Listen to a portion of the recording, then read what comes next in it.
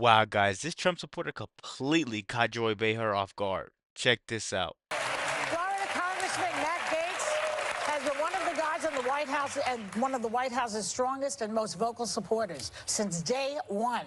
Please welcome a man who has obviously never watched The View, Congressman Matt Gaetz. Hello, how do you do? Thanks for having me. Thank you. You have watched? I do watch. You guys make news every week. Every day. We are the big political show. I was just wondering if you were wearing black as a consequence of, like, the death of the political left in the debate last night. It was quite something to observe.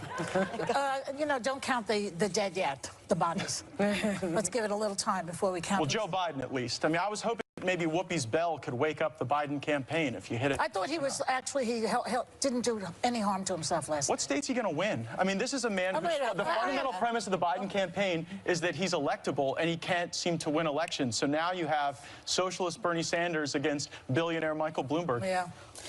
Well, the Republicans love a billionaire. They love money. So what are you talking about? Well, Michael Bloomberg used to be a Republican. It's fascinating that right now the Democratic Party is likely not going to nominate a Democrat. They're either going to nominate a socialist or someone who some time ago was a Republican. Well, let's talk about...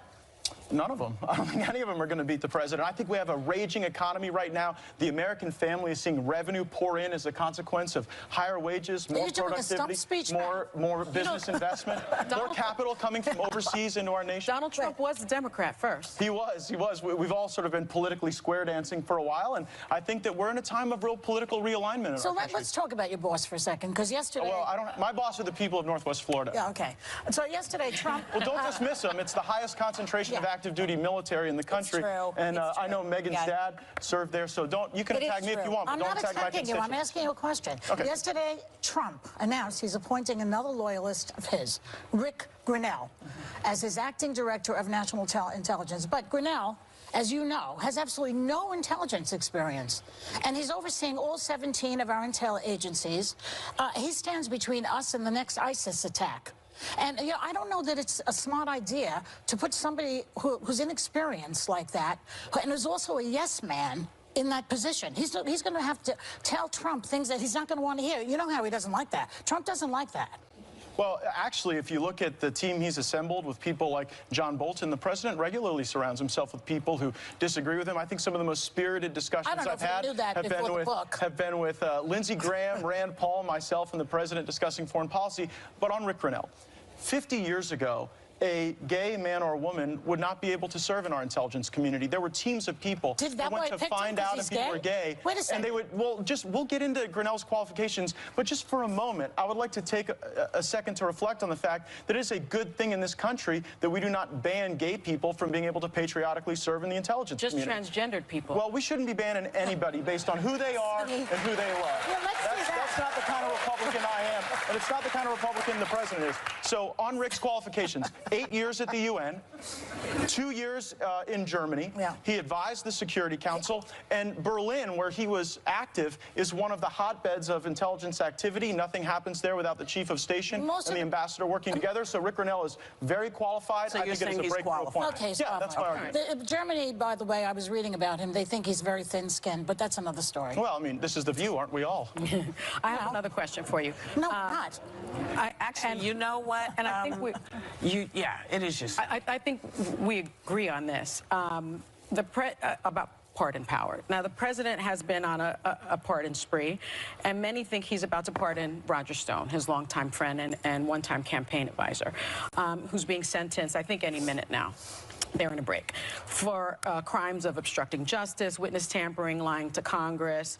Do you think Trump should pardon Roger Stone? I do, and I think that it requires a review of the pardon power. Come on, come on. Barack Obama pardoned over 1,700 people. Bill Clinton pardoned 459 people. Bill Clinton pardoned 16 people who were a member of a Puerto Rican terrorist organization that planned murders at the Bronx Tavern here in the United States of America. Perhaps that wasn't the right thing when we designed our Constitution, there were vestiges of the British monarchy that Americans still had some reverence for. And one was the notion that the executive, that the sovereign, could extend unlimited grace for any reason or no reason at all. Yeah, that was an element of the British system that I was saying was borrowed. No, I understand. What I was getting at is, can we agree that perhaps that pardon power needs to be reviewed and curbed? So, great question. In Federalist 74, Alexander Hamilton writes that the reason we have the pardon power is to serve as a check on a criminal justice system,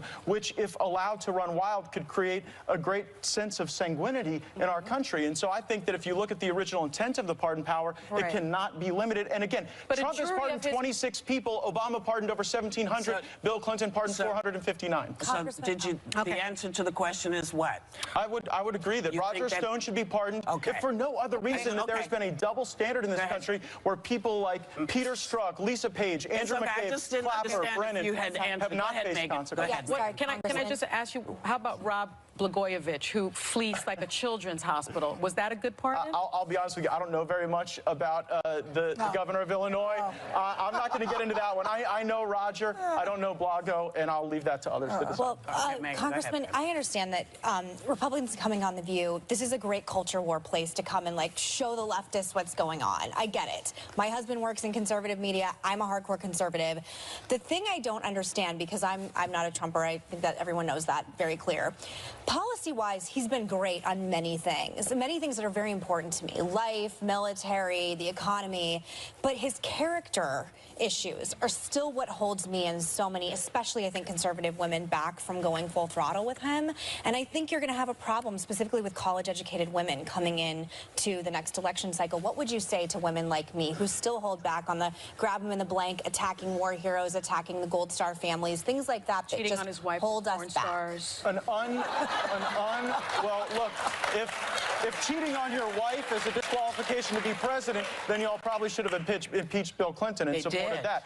Well, but not with all of you waving any pom-poms. I'm sorry, I don't know what that means. To Megan's question, I want to directly answer Megan's question. Please. Donald Trump has a unique ability to get people who don't necessarily agree with him to vote for him. And so I think for women, we're going to have to make the argument particularly that 72% of the new jobs created in this economy have been filled by women. That a lot of women are concerned about the revenue in their family and whether it's going to support careers and opportunity for themselves, their partners, their children. And with 7 million new jobs being created, people coming off of welfare, America is in a sense of great renewal.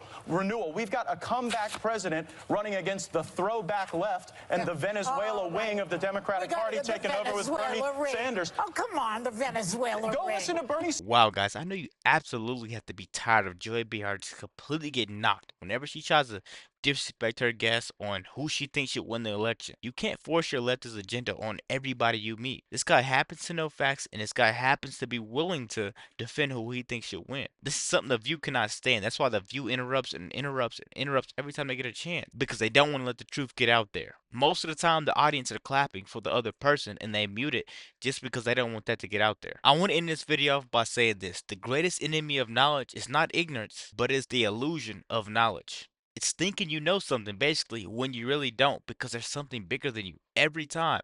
It's always going to be something bigger than you, and that person bigger than you is obvious right now for the people that are voting. Let me know what you guys think about this video. Be sure to like, comment, subscribe if you're new. And as always, let me know what you react to. We're out.